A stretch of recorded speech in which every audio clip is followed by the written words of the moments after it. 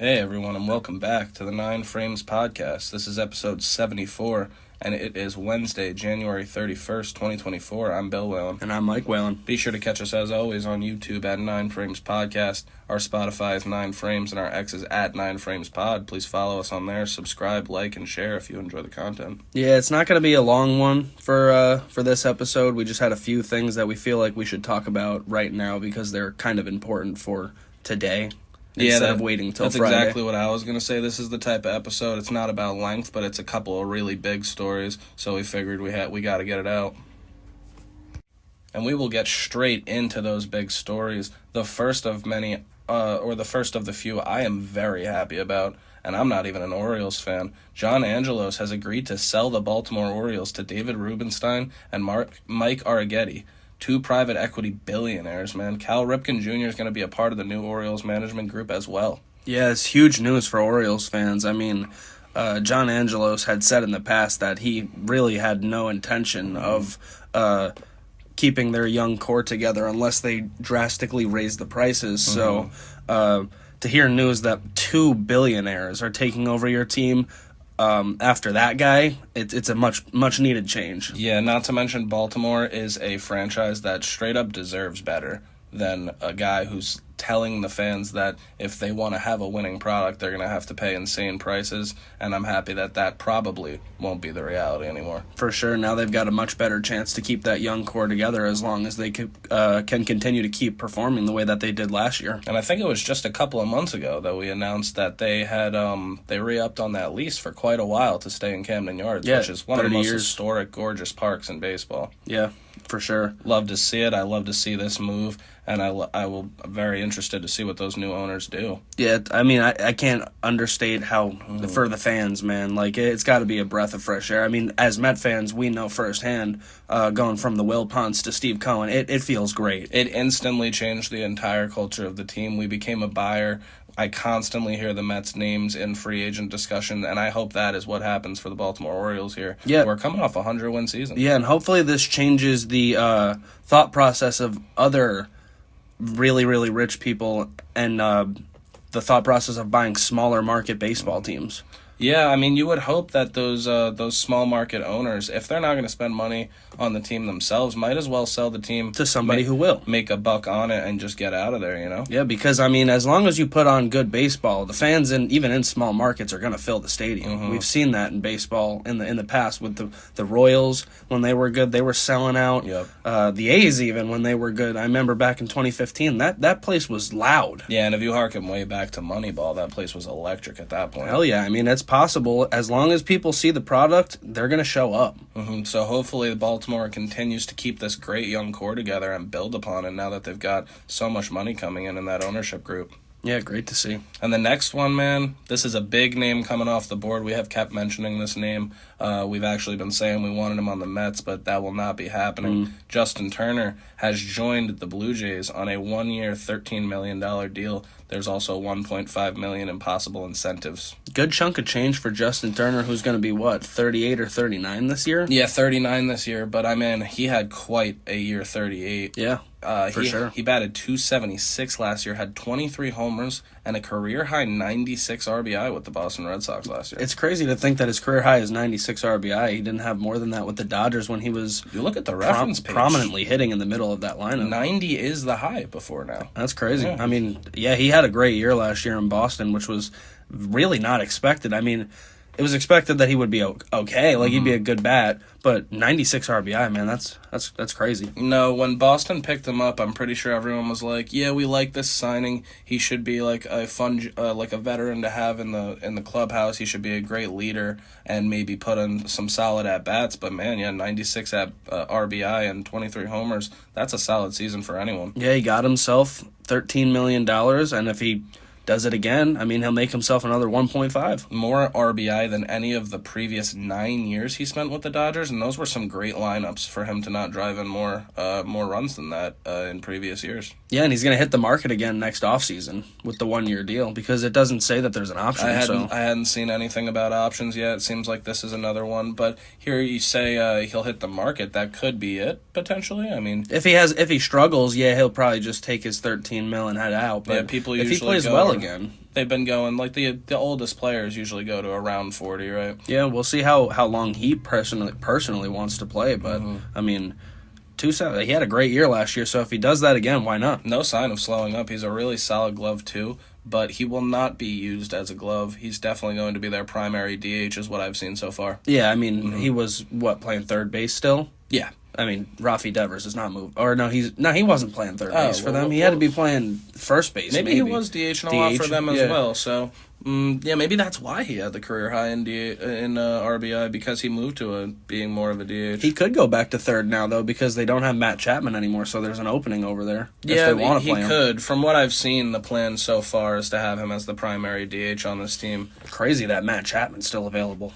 Yeah, that's another one. I thought that didn't we say somebody was interested in him? I thought the Giants were. Yeah, that was way back. They went out and got Lee instead. Interesting. Yeah, the names like that. Same with Bellinger. Yeah, I can't believe Bellinger's still out there. I fully see him going back to the Cubs, but regardless, yeah, good for Justin Turner. I think it's a really good match in Toronto too, keeping him in the AL East. Yeah, I do think $13 million is a bit of a risk, but I mean, if you're willing to take it, this is probably the guy that's worth betting on.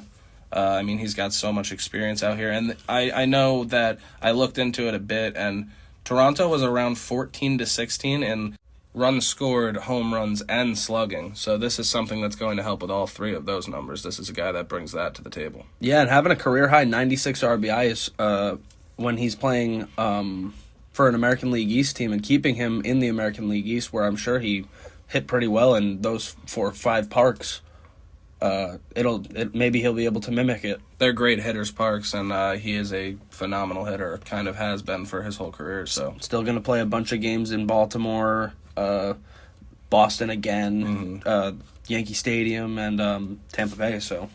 And now he's still just moving his home park to another place that he played a bunch last year. Very true. Best of luck, Justin Turner.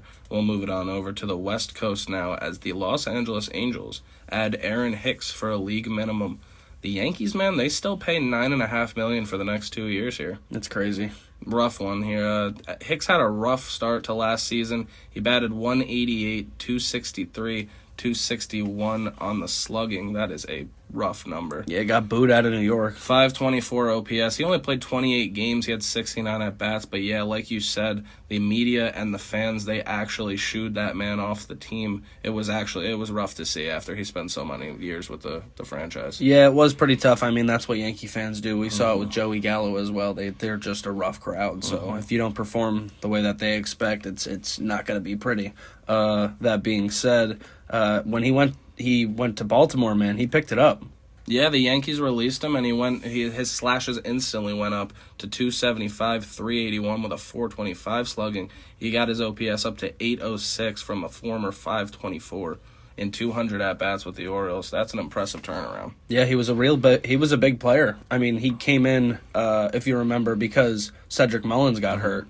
They needed an outfielder, and they brought him in. So because one of their top prospects got hurt also, so he couldn't be called up. So they went with Hicks instead, and he turned his season around and ended up being a really big piece for a team that won 101 games and made the playoffs. Very valuable signing, and it's one of those ironic situations where a fan base boos a guy out of town, the team releases him, and a division rival ends up signing him as he helps them win that division. It had to hurt for Yankee fans. 100%, and I'm pretty sure he got booed upon his return as well, and he said he was expecting that. So I was going to say as you'd expect, so even if he did. It's tough to see, because when you spend half a decade with a fan base and they liked him for so much of that, all of it's gone now.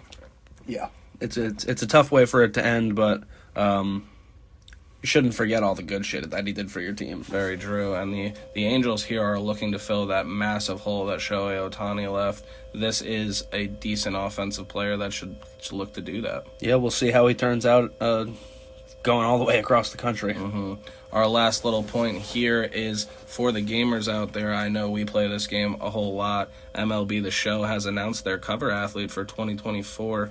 Wasn't sure who it was going to be. There were a lot of names up in the air. I thought it might be Jose Ramirez. There were some rumors about Lindor, but that felt like a bit of a stretch. Ronald Acuna was in there. But it ends up going to Vladimir Guerrero Jr. He is the cover athlete for MLB The Show 24. Yeah, I saw people weren't very happy about it, pulling up his numbers, but, I mean, numbers are not why they're picking cover athletes, clearly, because last year they put Jazz Chisholm on the cover, and he is ass. Not to mention, Vladdy Jr.'s numbers are good. He's got all-star numbers. So the guy hit 48 home runs a couple years ago. He was second in MVP behind unanimous Shohei Ohtani. Yeah, you don't have to be the best player in the world to be on the cover at all. Jazz Chisholm was on the cover last year, as you said. He didn't even play against lefties down the stretch for that team as they got to the playoffs. Yeah, he's not good. Yeah, but Vladdy Jr. you can't say that about, so I think at the very least he fits the criteria laid by MLB The Show right there. I think what it is a lot of people are just mad that one of their team's players didn't get picked. I mean, I was even a little disappointed when I had heard the rumors that there was a chance it could be Lindor. I thought that would be amazing. There's always next year. Yeah, there is. That would be awesome to see. It's been a while since it was a Met. It was David Wright way back. Yeah, way back. I mean, the Yankees just had one with Judge, so they can't be hurting for it. Yeah. Phillies just had it with Harper. It was probably mostly Braves fans being upset it wasn't Acuna or Albies or something. There is that rumor that big baby fan base. There's a rumor that's because he was on that phone game. I wonder if that's true. Yeah, well, you know what? It's tough luck. Either way, congratulations to Vladimir Guerrero Jr. He is now teammates with Justin Turner, as we said formerly, and now he'll be on the cover of MLB The Show 24. Second Blue Jay in like 7 years. Yeah, they've been getting it, huh? Josh Donaldson, former MVP, and now Vladdy Jr. is going to try to do that too. Yeah, congratulations to Vlad Jr. Thank you to everybody for watching and listening wherever you do. This was episode 74 of the 9 Frames podcast, and it is January 31st, 2024. I'm Bill Whalen. And I've been Mike Whalen. Be sure to catch us, as always, on YouTube at 9 Frames Podcast. Our Spotify is 9 Frames, and our X is at 9 Frames Pod. Please follow us on there. Subscribe, like, comment, and share if you enjoy the show. Yeah, we appreciate it as always. Like we said, unfortunately, it was a little bit of a slow episode, kind of short, but some really important stories. The Orioles being sold. Very big day for the Orioles. Congratulations to Orioles fans. I'm sure you're all happy. Let us know if you are.